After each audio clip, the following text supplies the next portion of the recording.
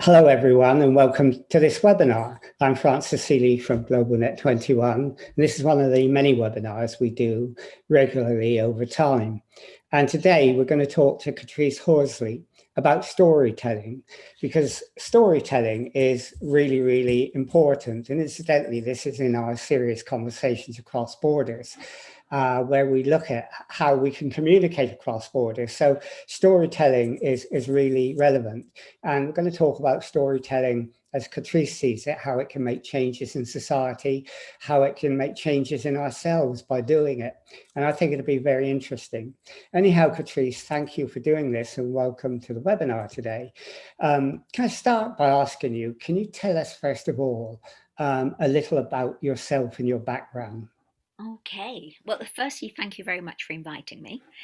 And it's a pleasure to be here, and it's lovely to see there's more people than us here as well. So, welcome everybody. A little bit about myself. I was born in Birmingham. I'm a Brummie born and bred, and I was born into a family of great poverty with regard to wealth. I was born into a back-to-back house. We didn't even have a bathroom. We had the old tin baths. I'm 56, so it's not that long ago that was happening. However, I was very wealthy with regards to stories because my dad's Irish, mum came from a family of 10, and they stuffed me full of stories, which was good because I developed an incredible imagination. And one of my problems was that I couldn't share that imagination because I was speech impaired. I was actually a selective mute and never spoke in school till I was 14 and was classed as educationally subnormal. But in my head, I had this amazing fantasy world. And when problems started occurring in my family, and when my family kind of disintegrated for many different reasons, and I won't go into those now, I turned to stories to help me make sense of what was happening. I didn't realize that at the time, but I realize that now.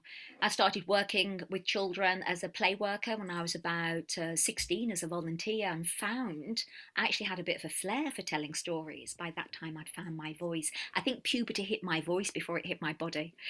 And I then moved to Ghana for 6 years. And it was actually when I was living in Ghana, I went from a council estate in the north of Birmingham to a small village in the north of Ghana. It was a bit of a culture shock.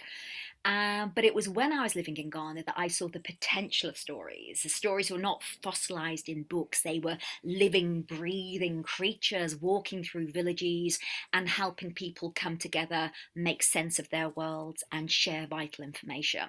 So I came back from Ghana, let's see, about 24 years ago, and set myself up as a storyteller who specializes in using storytelling to enable individuals, groups, organizations, and communities to create a better story about themselves and a better Okay. story to live in. Okay, well, let's talk about those stories. By the way, we have something in common. We both grew up with a tin bath, which is quite Aha! interesting. So that's a common thing we have. I mean, you talk about storytelling, and you say it has several goals, several things it can do. And one of those things is that it can allow people whose voices are not really heard or not heard at all to be put into the public domain. Mm. Do you think that really happens, and how important is that? Um, I suppose, first of all, I should clarify what I mean by storytelling as well. So, in the work that I do, I look at three different types of story. So, I look at traditional stories. These are, the Three Little Pigs, Little Red Riding Hood, and I have a repertoire of about 350 stories from all around the world. So, traditional stories. Then I look at personal narratives, and these are the stories we're told about ourselves by our parents and our teachers, and we often don't question them. We swallow them as though they are the truth. No 3-year-old goes up to their parent and says, I think you've got that wrong about me. I'm not a naughty child. I just did something that was naughty. So they almost form the marrow of our identity without us even being aware of them. And then I look at cultural and community narratives. And those are the ones, like here in Sweden, the thing called Jantilagen, which kind of tells people that nobody's better than anybody else. Even with parenting, in Britain, it's very important that you know your P's and Q's. I was brought up to be very polite. Manners are very important. In Sweden, there's not really a specific word for please in the way that we use it in English. So that's not so important. So when I bring groups together, and when we start to look at stories, for me, one of the best ways of doing it is by using a traditional story as a thing that brings people in and close. So, as an example, I was working with Bengali grandmothers, and I started off telling them stories because when I asked them, "Do you have any stories?" they said, "No, we've done nothing. We know no stories. We are nothing." There was a huge issue around status for them. When I started sharing stories, and I know some Bangladeshi stories, they were like, "Oh, yes, we remember that. We remember that." And then we start to look at that story and why we remember it and what it means to us. And then that leads into that discussion of our lives and our stories. So almost traditional stories can be a catalyst to let people see that two groups can share a similar traditional story. That brings them together, and then that starts them exploring community narratives and personal narratives. Does that answer your question? It partly answered my question, but I see that you, I see that you also worked in areas that are deprived, in high security prisons in the Gaza Strip. Is that what you were trying to do there? Get people to understand other sides, other people, or to get people to tell the story about themselves so they could make sense of where they were at? It depended. Sometimes I'm brought in to do one type of work with story, and sometimes I'm brought in to do something else. In Gaza, it was actually training workers to use stories in trauma, in dealing with trauma. So I was training people in the uses of narrative in dealing with almost PTSD. In the prisons, it was very much about deconstructing stories. Um, the young men and the young women who were there had such negative personal stories, and again, they believe that as a truth. And then when you start to perhaps tell a traditional story about, say, Jack, lazy Jack, who's told he's stupid and he's worthless and he'll never do anything, and he ends up becoming the king. So we start to look at all the insults that have been hurled at Jack, but in some ways, how a lot of that stuff has helped Jack have become disengaged by what people expect from him and follow a certain truth. So in that work, it was very much about deconstructing personal narratives and cultural narratives. And when I suppose in that situation, it's more community narratives, because in the communities that they were brought up in, a lot of those people and myself, academia was not a good thing. You were a snob. You thought you were a little bit better than others if you went to college. But if you could break into the back of the television set, do you remember those TVs where you had to put coins in the back of the TV? Perhaps that was just me. But if you could break into the back of those, then you had high status. And a lot of people in that community would ask you to come round and get a bit of money out of the back of the TV to buy some food for the babbies.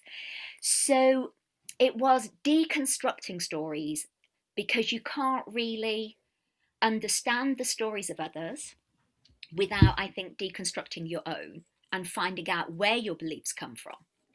I think even, Francis, some people might be looking at me now and going, "Oh, I didn't expect her to look like that."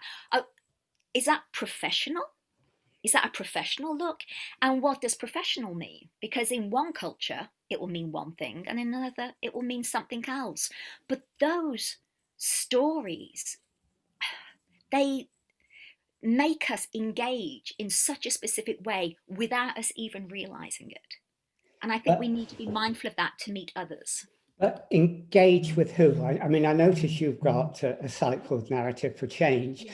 and it seems the way you're talking, the change that you're concentrating on more is not change in the political and social structure of society, but change in ourselves and change with the people we work with and talk to, and helping us to walk in each other's shoes. I mean, is it more about that self-empowerment than social change? Part of me wants to say that we can't have social change without self empowerment. I don't think you can have one with the other. I was working in New Orleans with some criminologists, and it's an amazing organization they were involved in called Safe Growth. And they work throughout the states. And they work in neighborhoods where there is high violence, drive-by shootings, huge fatalities every week. And they want to change those neighborhoods. And the way they change those neighbourhoods is working with individuals within those neighbourhoods to enable them to believe that those individuals, have got the power and the strength to make a change. It starts with that personal development. And then they go around the community, the neighbourhood, and look at physical things they can do within the neighbourhood. So if there's drive-by shootings, they block one end of the road, so you can't drive by anymore. Lighting, altering the physical environment, allotments, like growing plants on pavements and things like that. And then those groups can see this being a change that's made, and then they become stronger as a neighbourhood and as a community. So I don't think that if I felt that I was worthless, stupid, and nothing, that I would become politically engaged. So I think we have to start with some kind of personal development, or looking at ourselves through a different lens, in order to see that we have the potential to create change, whether it's ourselves personally or within our communities or our organisations. So is storytelling for the individual a way of empowering that individual to change that lens, to then make them potent to work in society?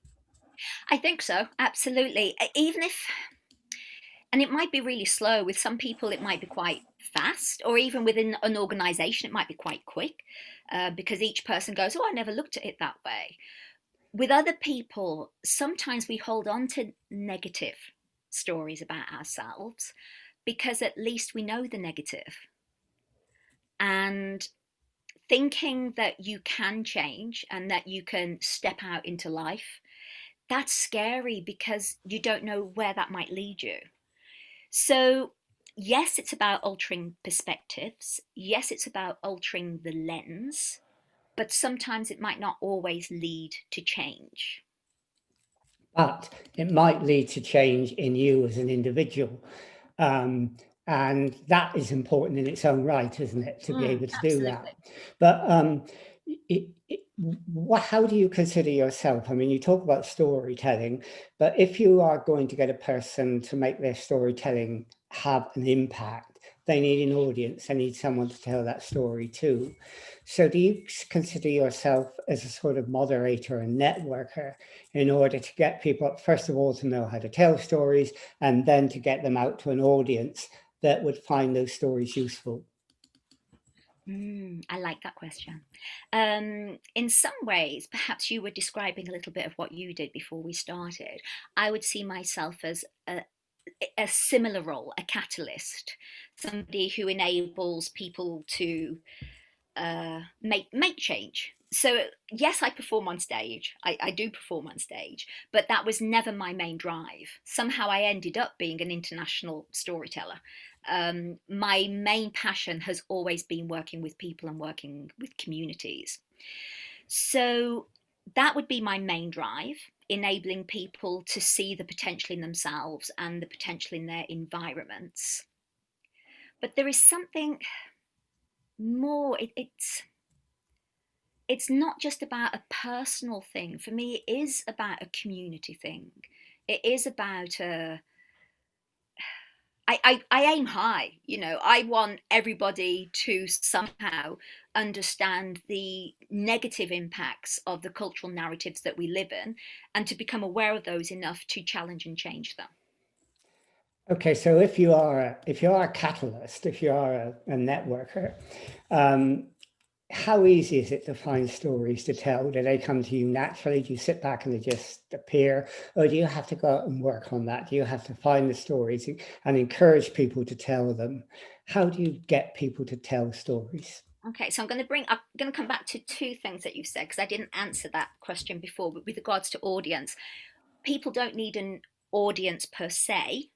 I suppose it depends on what you mean by audience. But if I'm working with parents who have got negative relationships themselves with education, and I'm enabling them to restory their children's lives as well as their own, they don't need an audience, but they work together in groups in creating storytelling materials so they can tell stories to their children. And the more stories they tell to their children, the better the literacy, and the better the literacy, then the better the educational outcomes. So it's not necessarily an audience, it's a group, it's a people to share with, and you can go on the same journey together, sharing those stories. What you were just saying about how easy is it for me, I was having a chat with my husband the other morning, because I have something called aphantasia, which means that I have no mental imagery at all. If I close my eyes and you say, think of your husband, I can't see a picture of him. It is absolutely black, but I know what my husband looks like. So when people say that storytellers create a living movie in front of them and they see these images, I don't see anything when I'm telling a story. And yet I can remember stories like that. And I think the reason is because I'm living the story while I'm telling it. It's hard because we all have different ways of experiencing the world and making sense of the world, but I have no visuals at all. So when I'm talking about the girl in the story, say, I'm not talking about she's there. I'm the girl, and the rain came down on her shoulders. The rain is coming down on my shoulders. So I think because of that, that's why I remember stories really well, because it's almost like a memory for me. Okay, so just a little challenge to you. You're a storyteller. You live the story you tell. Just give us an example of a story of yourself that made you come to understand that storytelling is important. 60 seconds, no more. What's your story of coming to storytelling itself? Okay, so a powerful example of that is I had lung surgery about 4 years ago. And I didn't know whether I'd wake up with cancer, without a lung, or what would happen. And I used the story of Inanna. Inanna is a Sumerian story. She has to go through 7 gates into the underworld. She has to take off all of her clothing, all of her jewelry, everything, and be a naked piece of flesh hanging up in the underworld.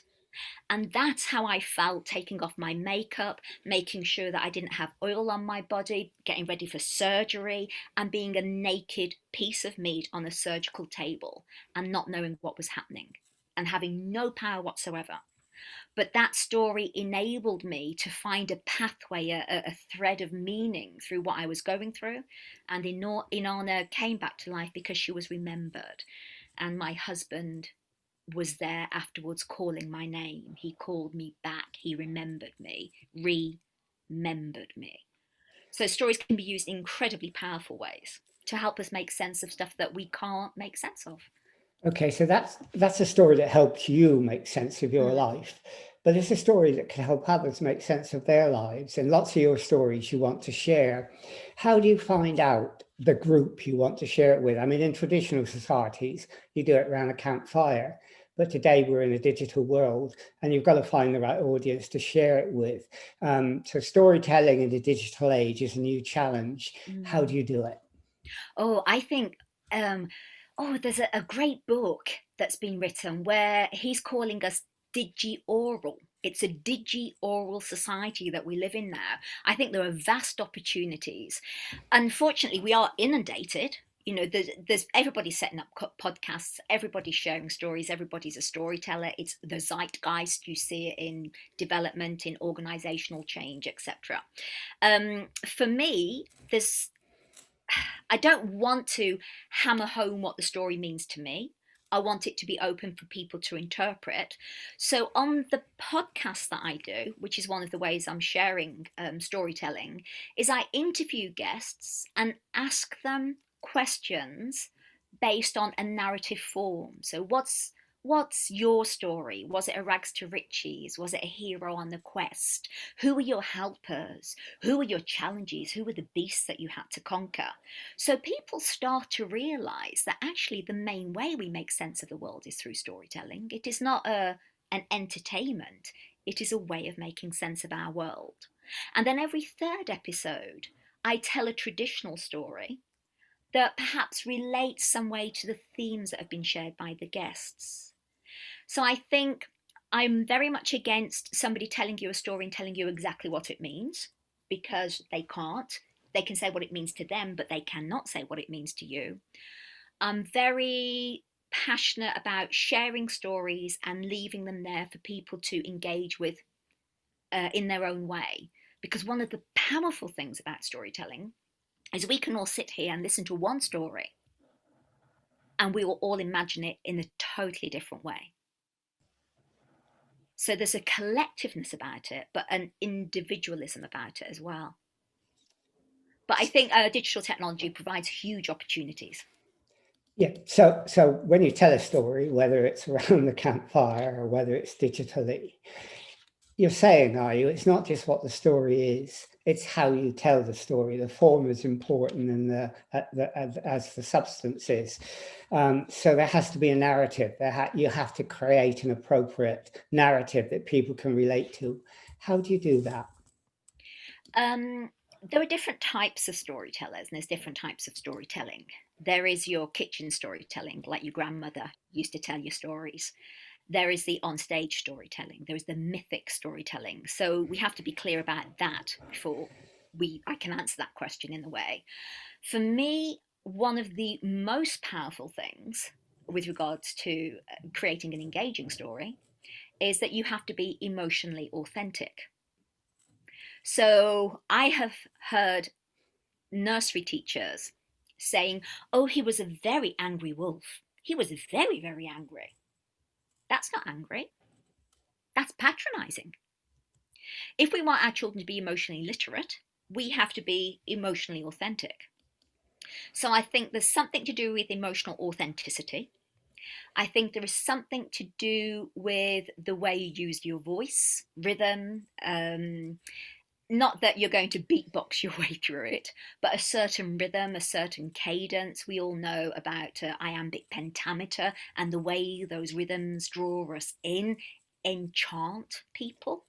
And also metaphors are so powerful in helping us understand large, vast concepts.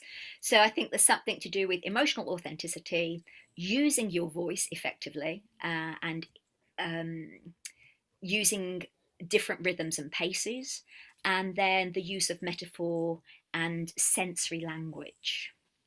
I mean, what about sensory vision as well? I mean, we're talking about the digital world. You do podcasts, presumably audio only. This is a webinar with video, and you're dressed in a certain way. You have that nice red ribbon, you have that background, you have that Pollyanna hairstyle. You stand out straight away. How important is the vision as well? I know you don't have a vision in your memory because what you said, but how important is it to set up a good sort of vision for people to relate to that makes the story more compelling? I think if you're doing a performance and people are paying to see you perform, you're professional and you turn up and you don't turn up in crumpled clothes, etc. If you are training a group, if you are doing what you're doing now or what I'm doing now, I really think the most important thing is connection.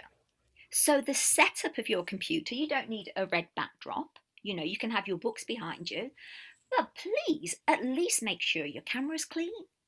Make sure that you are kind of eye level, because this camera here is your eye. I'm looking into your eyes now. I'm making eye contact with you. That's important. The lighting is important. Let people be able to see your face. And the other thing that I know can be very difficult is with people who wear glasses, and I wear glasses sometimes. I have tried to listen to people and all I can see is reflected lights in their glasses and I can't see their eyes. So it's less to do with how you look and more to do with how you connect. And there are ways to set up your room really simply that enable you to be more connective with your audience. Oh dear, I hope I've set up my room okay now. I would say your camera needs to come down a little bit, but I'm not judging you. Yes, you are, and so you should. You know, whoops. But anyhow, the other interesting you said in all that is that you've got to make an emotional connection. And you know, some academics you were criticizing because they're not emotional. It's all fact after fact after fact, and after 30 seconds you stop listening. So the emotional connection is important. does the emotional connection mean that you can cross borders of culture and nationalities and so on, and that a story becomes universal and not just specific? I love that question. I don't love it. I love that question. I this is the thing. I think we need to be human. Above all else, we need to be human because that's where the connections are. As humans, we all cry, we all laugh, we all love, we all feel fear. I remember going to work in China and people saying to me, "Oh, the Chinese won't do that. They're not very emotional." And I was like, "Shame on you."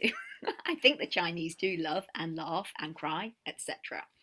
So there absolutely is something around you can cross borders if you focus on your humanness rather than the cultural concept of professionalism that you come from, or there's so many cultural narratives that we have that, as I say, we don't even know we carry. The other thing is, and there's been so much work on what happens with the release of oxytocin, serotonin, dopamine when we listen to stories. Brain chemicals are released that enable trust, that enable a positive feeling. That it's quite phenomenal. So in the sharing of a story where you're emotionally authentic, dopamine is released that enables it's usually released, and serotonin when we breastfeed or when we orgasm. It's the thing that bonds us together. These chemicals are powerful things and they're released when we tell stories. So they create an empathy, they create a shared sensation, a shared emotion. The other really interesting thing is when I lived in Ghana, I was telling the story of the juniper tree, which is a Grimm's fairy tale, quite terrible. Decapitation, eating your son. Yeah, pretty horrible. Burying the bones, and they turn into a little bird. I told that, I had a radio show in Ghana. Told that on the radio show. All the Ghanaians were phoning up saying, that is a Ghanaian story from before white people colonized us. They had exactly the same story, except it wasn't a juniper tree. I went somewhere else and it was a group who came from India. They had exactly the same story. So it's not just to do with the emotional authenticity, the creation of empathy, the release of those incredible, powerful chemicals. It's also to do with a recognition, and Joseph Campbell talks about this, that we all came from a similar, the same place. And all of our stories can almost be coming back to that place. The same story exists all around the world. Cinderella exists all around the world, variants of it, but it's all around the world. Well, let's come back to storytelling and social change because it relates to what you've said in a way. I mean, I know you do a lot of work around town planning, city planning, and the importance of place, which clearly is about social change. I'm particularly interested in climate change, as we all are. Now, you can tell a story which is about disaster after disaster after disaster, and eventually you get disaster fatigue. But storytelling about people who suffered the consequences of climate change emotionally, is that important? Is that the way to get change, to get people to tell their story about how what's happening affects them in order to bring people on board for them to want to make a difference? I think absolutely. I mean, absolutely. Disaster fatigue, if I see an image that upsets me, I pull away from it. I literally pull away from it. I can't look at it. It's too much. I can't handle it. If somebody says I've got a story about what happened to me in the tsunami, I'm like, oh, tell me about that. So I think stories promote curiosity, and sometimes images push us back. There is an amazing woman called Alida Gershi, and she's a specialist in loss. And she has actually, along with another group of storytellers, created a book, Storytelling for Sustainability. And the main premise is how do we use stories for sustainability and to create climate change. We're almost at the end, aren't we, Francis? Well, we are, but we'll have a couple of minutes. We'll sort of go against our training and just go a couple of minutes. To show you two things that I use, physical things that people can use. Yeah, please do. Okay, So there are these things that are called Dixit cards, and you can get them online. And that's better. They are literally non-literal images of loads of different things. And quite often I ask people to choose them to represent their story, or represent the story of the community, or represent the story of the school. Yeah. Because quite often they can't articulate their thoughts because their thoughts are too jumbled, but this enables them to put out in front of them their story, look at it and describe it. So it takes an abstract concept and makes it into a concrete, tangible thing that people can relate to.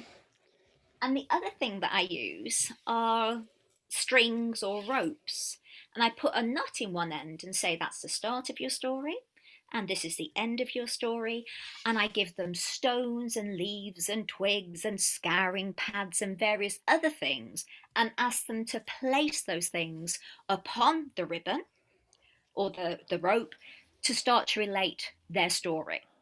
And for people who have suffered trauma, for people who are very confused, it gives them a distance between them and their story, so they can lean in towards it and describe it more effectively and in a way that makes sense to them. So those are two hands-on things that people can use that are available and not costly. Okay, so you use props, and that's really important, and that helps. But you also talk, don't you, about that you're trying to get people to create a map that will help them on their journey to achieve their ambitions. What do you mean by that, and how do you do that? So I was told by my mom, who was wonderful when I was younger, that I shouldn't wear round necklines because my neck was too short. I shouldn't wear ankle straps because my ankles were too fat and my legs were too short. I shouldn't wear dangly earrings because people will notice my short neck. And effectively, what she was telling me was that I was fat and not pretty. She didn't mean to tell me that, but that's what she told me. So for many years, I was bulimic and I was anorexic, until I went to Ghana and found out that fat could be beautiful, and that pale skin could be beautiful, not just brown skin from a tanning salon. So suddenly, my perspective of myself as a short, fat, ugly girl totally changed, because I was able to see myself through a different lens and I was able to deconstruct my story. I want everybody to have that ability. I want everybody to be able to look at themselves and think, what story am I going to choose in order to describe myself and be myself at my best? So am I going to believe those social narratives where you have to be very skinny and this and this and this, or achieve all this money, or have this car, or have this television, or have this phone to be successful? Or am I actually going to tell my own story about what it is to be successful, what it is to be beautiful, what it is to be engaging, what it is to be me? Well, I think that will help a lot of people. So, last question, because we are getting to the end now. I mean, I wish we could go on, and maybe we will again another time. But if anybody wanted to find out more about what you do or to make contact with you, how would they go about it? The best way is just going through my website, which is Narrative4Change. It's a number 4. So Narrative4Change. I look like the advertisement, phones for you. So Narrative4Change. Also, please have a look at my Vavavoom Your Zoom, which is on YouTube. I have a YouTube channel which talks all about how we can use this digital technology in a more engaging way. And then, of course, Unstuffing Our Story is my podcast. Okay, well, if you could give me the details of all that, including the book about, narratives for climate change you mentioned. Yeah, absolutely. I think a lot of people will be interested in that. I mean, I think you've told us a lot. It's been very insightful, very deep, very penetrating, and also very helpful, because it will make people, I think, more confident about telling their stories, about telling their stories to other people. And that is a story in its own right, and it's really, really valuable to do. So, thank you for doing it. I hope we do more, because I think what you've done has been just amazing. So thank you for doing it, Katrice, and we'll end this interview now.